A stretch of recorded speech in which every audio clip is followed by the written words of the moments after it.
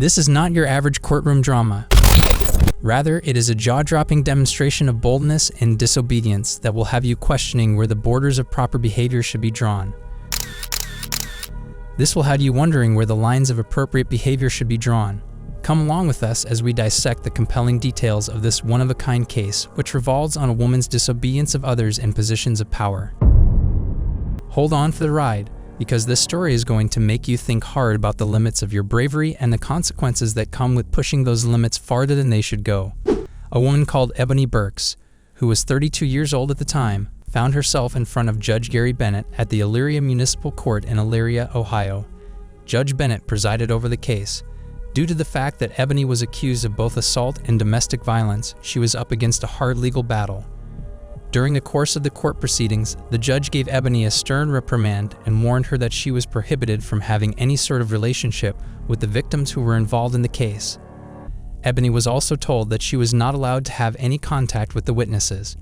Due to the fact that she resided in the house that belonged to her grandfather, this verdict suggested that she would be unable to visit or communicate with her cherished grandfather, Shedrick McCrae, for as long as she continued to reside in that house.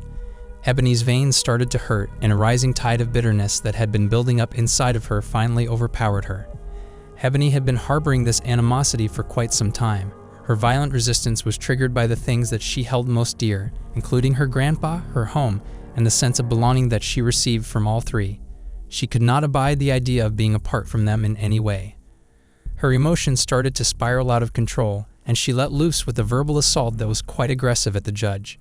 Ebony was given a sentence of 30 days in prison by Judge Bennett at the commencement of the proceedings due to the disrespectful behavior that she displayed. Ebony, on the other hand, was unmovable in her adamancy that she would not yield. Instead, she maintained in her vehement arguing, which added fuel to the fires of the self-inflicted torture that she was already experiencing. The period of the defendant's sentence was gradually lengthened by Judge Bennett in response to each offensive remark and aggressive outburst made by the defendant. You can't go visit them. If you go someplace and either Mr. McCrae or Ms. Castro's there, you have to leave. If you're someplace, even though you may have arrived first and one of them shows up, you still have to leave. After discovering that she would be prohibited from going back to her grandfather's home, she filed an appeal against the decision made by Judge Bennett. So you gonna tell me I can't go home? I'm telling you, you can't go home. If you live with... Whoa, I'm talking. I don't need you to say nothing. If you live with Mr. McCrae, you cannot return to that residence. Oh, but how you just gonna tell me I can't go home? What? How you gonna tell me I can't go to my home? I just did. Well, I bet I do. Well, then you're in contempt, young lady, and you've got 30 days. So you're not going to... You're not... What? Whoa. Get back! Get back! You just said I got Get back! That's another 30 days. That's 60 days. So what? 90 days. So? 120 days. Okay, and? 180 days. Whoa! Please, quiet. Get off me! After a duration of 180 days, Ebony suddenly walked away from the camera, leaving the courtroom in a condition of shocked quiet. Quickly approaching the camera, a security officer apologized on behalf of Ebony's disruptive conduct that was captured on tape. I ain't bad. They got commissary. I got money. That's 200 days. You got anything else to say, Miss Burks? That's 300 days. At that very moment, Judge Bennett was aware that he had used up all of his opportunities to show mercy.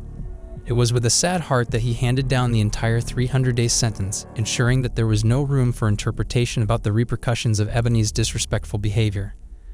The woman was handed a sentence of 300 days in jail, and she served her time until December, when she was released to participate in the Residential Key for Women program. She served 88 days of the sentence when she was incarcerated throughout her stay there. It was asked of her that she withdraw from the program, but she did not return to the facility as was necessary.